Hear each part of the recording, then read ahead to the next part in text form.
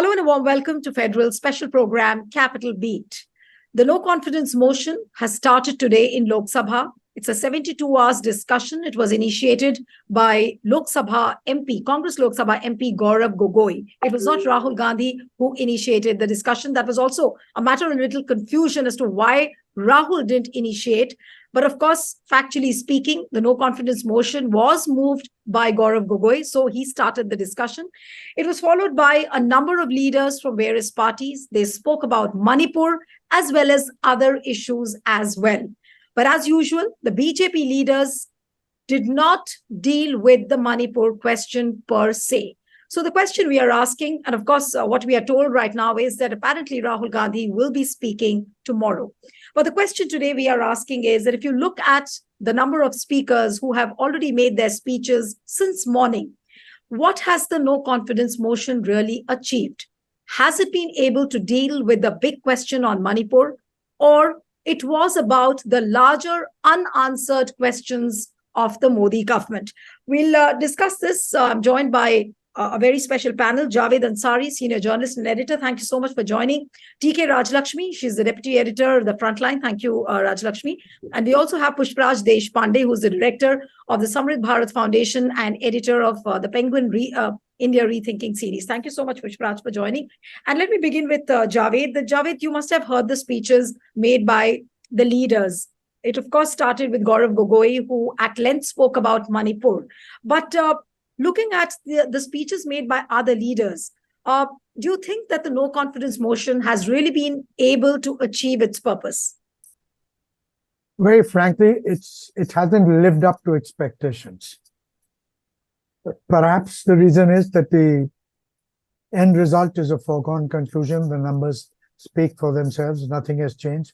It would require a seismic change, and that's not happening. Two, none of the big guns have spoken, neither Rahul Gandhi nor Prime Minister. And the Prime Minister will probably, and I underline probably, because with this government, all conventions, traditions, everything has been put aside. You can take nothing for granted. So the Prime Minister did not deem it fit to be present in the House when the motion was initiated. It's a no confidence motion against the government. Usually, prime ministers sit throughout the motion, listening to speeches, and of course, at the end of it, they reply. So, till now, it has failed to set. It has failed to set the pulse racing. There's nothing new. Yes, Gaurav Gogoi was fielded first because one, he's the one who moved the motion. Two, he's from Assam. They wanted a Northeast speaker, and he did a reasonably good job of it. He spoke in Hindi, did a reasonably good job of it. But the next speaker, I don't know what on earth, why on earth was Mr. Nishikant Dubey fielded. I guess the strategy was to muck rake. He had already provided a glimpse of it yesterday by talking of this China connection and all that.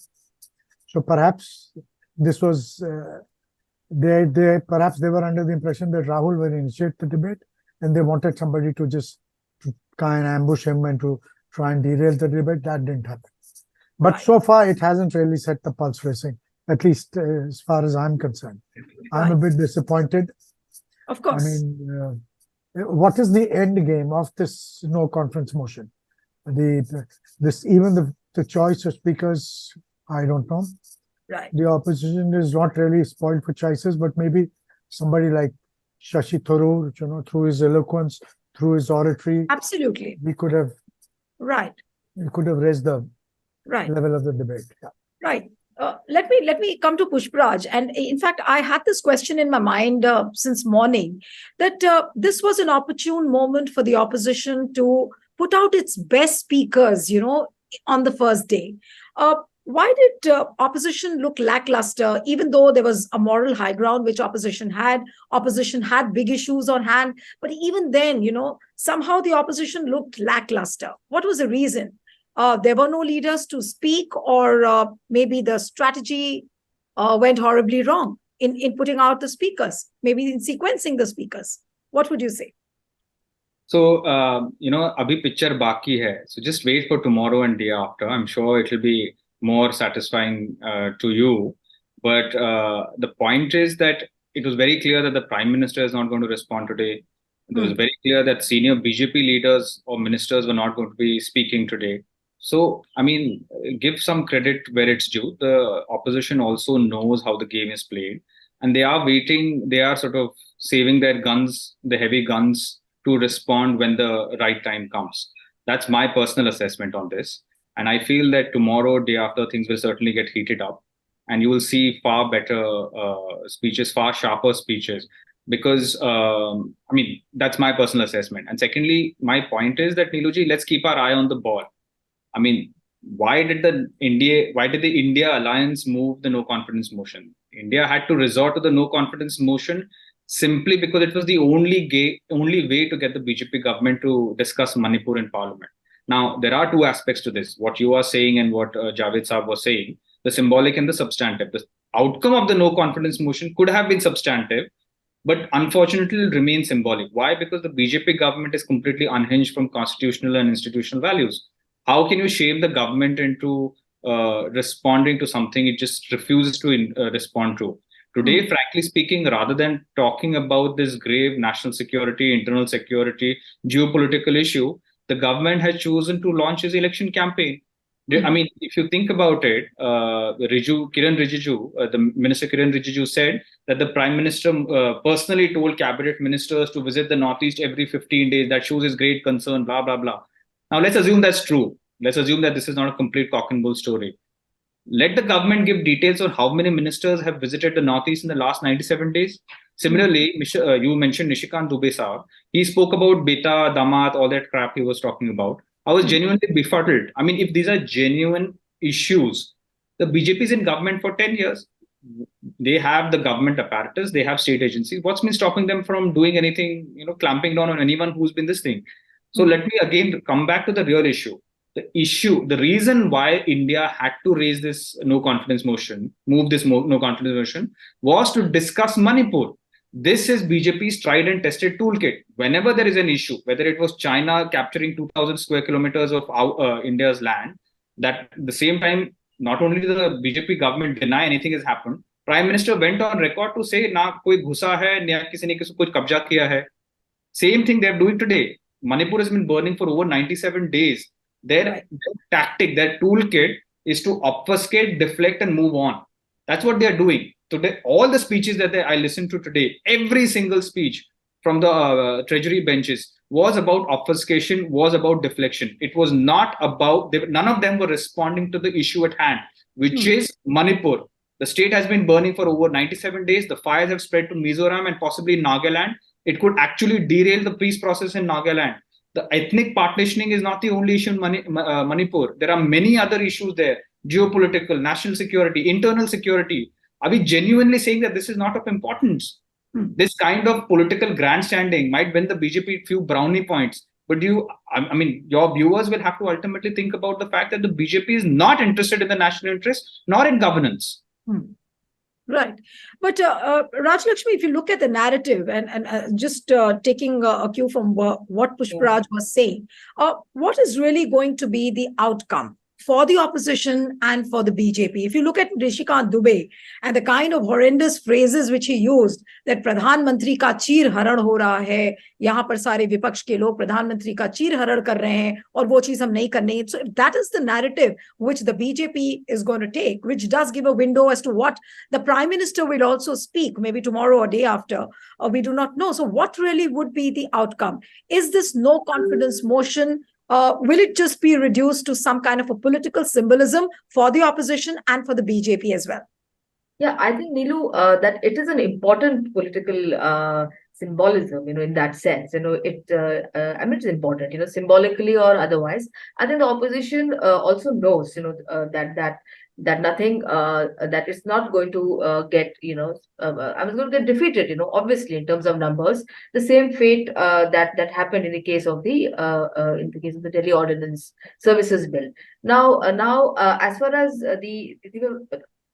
as far as the optics goes, the same thing applies also also to the BJP. Here they go, they go in on a limb defending the PM, and as if everything is about the PM. But it's not. It's about a state which has been burning, as Nishkant also pointed out, for the last 97 days, and 150 people, who have died, including there has been a tremendous amount of sexual violence, perpetrated there. And things are not stable, even as we speak today. Every day there are some incidents or the other. And one thing has, of course, come out, amply clear, that this government is not really sort of interested in what's happening in the Northeast, except when it suits them. When things go out of hand, it sort of allows it to escalate. And now we've seen what's happening in Manipur. They have not really done anything about it. The state government has been castigated by the Supreme Court. Okay, the CM has been pulled up, in that sense. No, I mean, I can't recall any recent instance where the highest court of this land has pulled up and elected CM in such terms. Now I think, given this backdrop, I think the significance of having Manipur as a subject for a no confidence motion, I think it's quite high. I mean, the symbolism is of a very significant nature. I mean, I think, irrespective of the outcome, which I think should not be the consideration when important issues, of national, when issues of national importance are being discussed, which is what 267 is all about. And of course, if we keep even 267 aside, which the government has not allowed, several issues to be sort of discussed and sort of debated. At least they've allowed this to happen, and that too towards the fag end of the session. So I mean, I think that Gaurav Gogoi, he did a fairly decent job of speaking in Hindi, which also sort of reaches out to a large proportion in this country, and I think it would be matched in English by other speakers too. And I think fundamentally the issues are still going to be the same, as to what did the government do about Manipur, which burned around 2 months ago and still continues to simmer. So I think Manipur is an example of the apathetic attitude of the government towards other issues as well. For instance, I think, for instance, communal dish harmony in this country, I mean, has been taken to such heights, or rather such lows, rather. I mean, if you look at what's happening in Haryana, I think, in fact, what's happening in Haryana too should have come out as an issue, of discussion in the course of the debate too. But then again, as I said, it's all adding up together. Whether it's a case of a RPF staff, who goes amok, selecting people and killing them. I mean, because this atmosphere has been created in this country. It's not just ethnic cleansing that's happening in Manipur. You have some kind of a communal cleansing that's happening, which also prompted the Punjab and Haryana High Court to take serious cognizance of what's happening in Haryana. And they said that that what you're doing, by sort of demolishing Absolutely. homes of selected people, is it not a kind of cleansing? I mean, they've gone to all kinds of limits. So they call them the fringe elements, which are not really fringe, which really happens with the complete complete acceptance of the political class, that's the BJP, and especially it's happening, I mean, increasingly in BJP ruled states. In fact, it's very sad. I heard one BJP MP also again making the whataboutery, which the Supreme Court itself has commented upon, saying, why didn't the opposition delegation go to Rajasthan, again responding. So which means that they still do not feel that what happened in Manipur needs to be discussed. It's not just like any other sexual violence being perpetrated in any other part of the country. I mean, it's a very concerted form of ethnic cleansing which has happened there, which finally the court took cognizance of. So I think, irrespective of the outcome, Nilu, I think the fact that this should be discussed, and that the opposition has taken it up, I think is quite commendable. I mean, as such, so I think opportunistic politics apart, I perhaps what's happening in Manipur may not even sort of help the opposition, electorally. But then, should that be a consideration? It should not be. I mean, I think it's the principle of it. I mean, at the end of the day, yeah. Absolutely.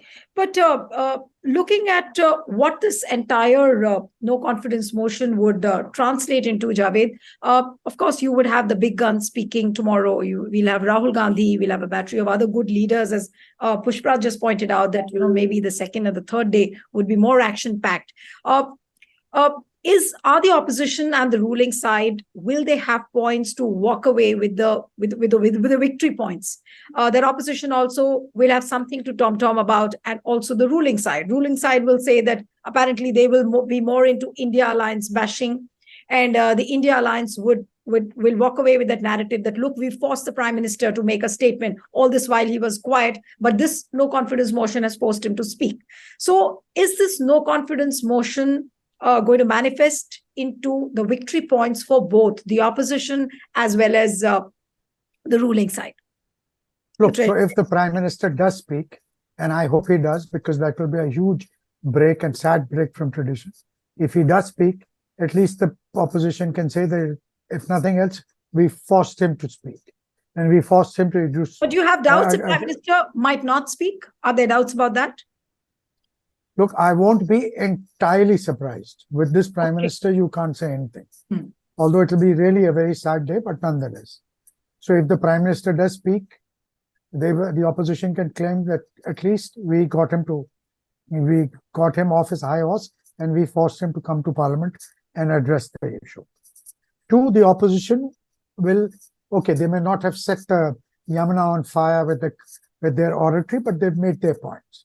They made their points, and they will have made the points sufficiently enough by the time this debate comes to an end. And this debate is not, no confidence motion is not just Manipur. Manipur is just a peg. It's about the overall performance of this government.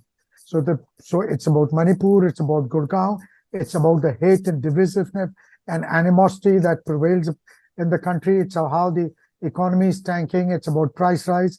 It's about unemployment. It's about how the government has performed or underperformed or not performed at all on various fronts. It's about China. It's about how Chinese have encroached and captured miles of our territory, and we've done precious nothing about it. It's about various things.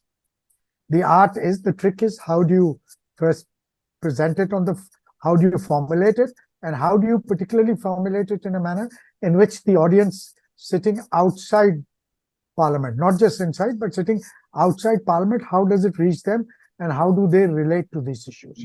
So that's a job. The Manipur point has been well made by Gaurav Gogoi and all the others.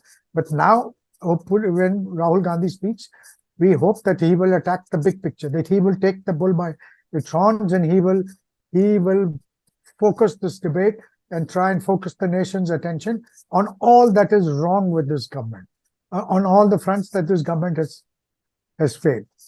As far as the government is concerned, they will say, look, we've shown them up for what they are. They couldn't even get 150 MPs on the side, and the prime minister, when he speaks, will grandstand. We may or may not agree with him, but he is definitely by far the best orator that this country has at the moment.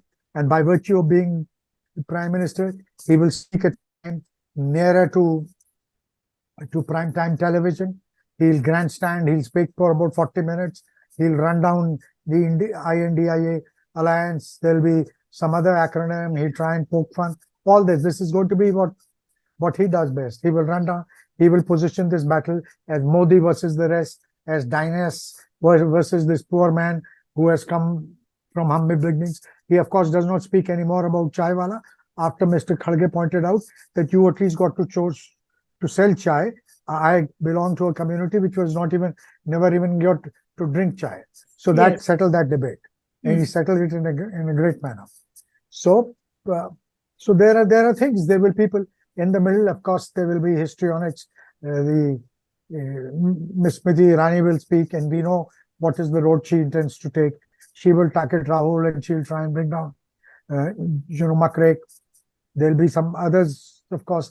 There'll be attacks on JDU. There'll be attacks on all the supporting parties. There'll be attacks. They'll try and drive a wedge between opposition. It will be on predictable lines. The one that I'm really looking forward to is what Rahul Gandhi, after the 4 months out of parliament, when he chooses to speak, what he has to say and how he says it, that's going to be important. Not to take away from the fact that there'll be other honorable MPs from both sides of the fence who will make their points.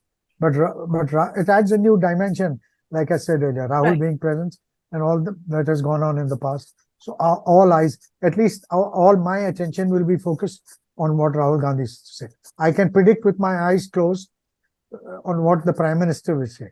I'd like to hear what Rahul Gandhi has to say. Absolutely. In fact, everyone is waiting as to what Rahul will say, what are the issues he's going to talk about. But Pushpraj, if you would have heard Nishikant Dubey, he actually almost sort of dismissed Rahul Gandhi's presence and, just ensured that, it was just like any other thing if he has come back and if his MP status has been restored. In fact, he said that Rahul Gandhi to gaye kahan the, budget session mein bhi the, aur dekhiye monsoon session shuru hua and he's back. This is what Nishikant Dubey said. Now, if that is the line which BJP, and as what Javed is also saying, that is quite predictable, the line which BJP will be taking. What is the difference you are expecting that Rahul could bring on the table tomorrow? So let me respond to your first point here. See, the BJP's politics is, in shaping mass consciousness at least, is fashioned on the big boss model. Create enough of a drama to obfuscate and distract. That's their model. So keep the semantics and theatrics aside. We're going to see a lot of it tomorrow, primarily from the treasury benches. But there is a larger issue here. Is the national interest sarvapratham? That's the main story here. If it is, then Manipur is a major issue. Communal riots in Haryana and Western Maharashtra are an issue. Unemployment is at a historic 48-year high. That is also an issue. Banks have written off about 12.5 lakh crores of loans. That is an issue. Price rise and inflation is at an unprecedented high. But the BJP government refuses to take up any substantive issue that concerns the people or the nation. They are just focused on scoring political points against the opposition, knowing fully well that this time around, there is no meta-narrative for them to sell. Please understand this carefully. In 2014, when the BJP unleashed its Modi campaign, Ab Ki Baar, Modi Sarkar, etc., the meta-narrative was Vikas, development. It was hopeful. It was inspiring. In 2019, they had to resort to Rashtravad, national security. After Pulwama, everything became about national security. Today, there is no achievement. They have no singular achievement that sets them apart. There is nothing that they have to sell to the people. So the fact of the matter is, on the ground, they are resorting to hard communalism to polarize those areas where they are going to lose. So if you see the pattern in which we're doing it, in Western Maharashtra, they're doing it because they stand to lose there. They're doing this in Haryana because they stand to lose there. And you mark my words, they're going to do it in every other area where there is a Muslim majority or where they stand to lose electorally. They're going to keep doing this. But at the macro level, there is no meta-narrative here. What is the meta-narrative? So you have to make this about the opposition. You have to say कि इन्होंने 70 साल में कुछ नहीं किया है, इन्होंने dynastic politics further किए हैं, इन्होंने ये किया है, वो किया है, फलाना ढिमकाना. This is classic big boss model politics. You don't talk about yourself. You focus the attention on someone else. That's the problem. As to your other question, what Rahul Gandhi does. See, with Rahul Gandhi's speaking in Parliament, the BJP will be that much more averse to switching off his mic, like they've done with Kharge in the Rajya Sabha. They will not do that. They will not suspend him anymore because that is a political mistake that they made, which is why Nishikant Dubey is downplaying his absence in the beginning of the monsoon session. They know that they have screwed up. They have to backtrack now. So they will not be able to do that. Rahul Gandhi, unlike Javed, I'm very clear about what he's going to speak on. He will pick up issues that are of the people's interest and the national interest. We're very clear about that. Dunya upar niche ho jaye, but he's not going to take up he's not going to resort to cheap theatrics like the Prime Minister is certainly going to resort to. We know that, everyone knows that. This man is very sincere. He's ideologically clear. He's going to take up issues that are of concern to us. And whatever issue he takes up is something that will go on the record. And mind you, the country will be taking note. Right. So in that sense, he's going to just by virtue of him speaking on specific issues, he's going to provide the opposition a path on what to take up for the next 10 months. That's what I'm saying. Right. Okay. So probably his speech would give a direction to the opposition for the next 10 months, is what Pushpraj is saying. I'll come to Javiji and TK Rajlakshmi for the concluding comments, very short and crisp. Javiji, to you. So at the end of like the day tomorrow, what is the no confidence motion really going to achieve in terms of what BJP has to say, and in what and in terms of what the Congress or the opposition will have to say? Quick comment from you. Yes. Look, for one, let me clarify, Pushparaj. I never said that any or suggest by any yardstick that Rahul will not do this. In fact, the whole burden of what I said was I'll be looking to Rahul to focus this debate. And I'm sure Rahul, by virtue of being one of the leading figures of the India Alliance, will provide the way forward. This is not just about the debate. It's about the larger debate raging outside, and that will continue to rage till India votes. So therefore, Rahul will have to take the lead and provide the way forward, and it will be a sharp, focused attack on everything that this government has done wrong or and hasn't got it right. That's what Rahul Gandhi will have to do. As far as the rest, as far as what the Prime Minister and the Treasury benches, they will try and derail, they will try and muckrake, they will try and deflect, do whatever, and the Prime Minister will grandstand, like I said earlier. So there will be enough for the opposition to take away. For Rahul will have to provide that lead whenever he speaks tomorrow or day after. Okay, Rajlakshmi, the concluding comment from you. Yeah, I think, Neelu, that the opposition, they already, because they have been meeting, okay, so all the 26 parties of the India conglomeration, and I think they would have a strategy already sort of carved out, amongst themselves, ki kaun kis pe kya bolega, who's going to speak on what, and how much are they going to emphasize on what issues. I have a feeling, okay, it's going to begin like that. Yes, Rahul Gandhi may give an overarching and all-encompassing view of what the opposition thinks is going wrong in this country and why this government should not be in power, so which is what the no confidence would be all about. And I think that the divisive politics that the BJP has been playing is going to be emphasized, because whether it's in the case of Manipur, because they've been sitting over it like Nero, or whether it's looking at what happened in Nu. Again, there was another Nero, in operation there. You just allowed it to escalate, and then you take law into your own hands, etc. Okay, so all these things are going to be a very significant part of his speech, and plus inflation, plus unemployment, and plus the various other things that constitute the angst of the people of this country. I mean, that's what the opposition is supposed to do, and I think they will do a fairly decent job of it. Right. So what Manish Tiwari said, that it's just not Manipur, but there are a lot of unanswered questions. I believe, Pushpraj, you raised your hand. You wanted to say something, and then I'll end the program. Just very briefly, what I wanted to say is that one of the things that the India is doing through this no confidence motion is also showcasing its bench strength. It is deliberately allowing every leader from every party to show the country that the Prime Minister is not supposed to be a supremo, numero uno. He or she is just the first amongst equals. And it's a very clever strategy by showcasing leaders across party lines that we have a tremendous bench strength. In stark contrast, the BJP leaders are committing a self-goal, because they are coming across as political and intellectual pygmies. They're simply not being able to marshal any substantive argument to take on the opposition or make any substantive case. The only thing they're doing is Modi, that's it.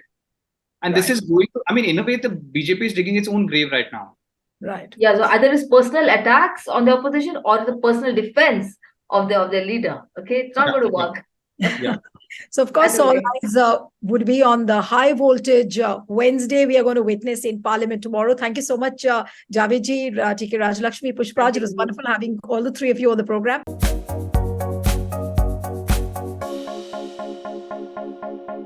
Subscribe to the Federal's YouTube page for more news and updates.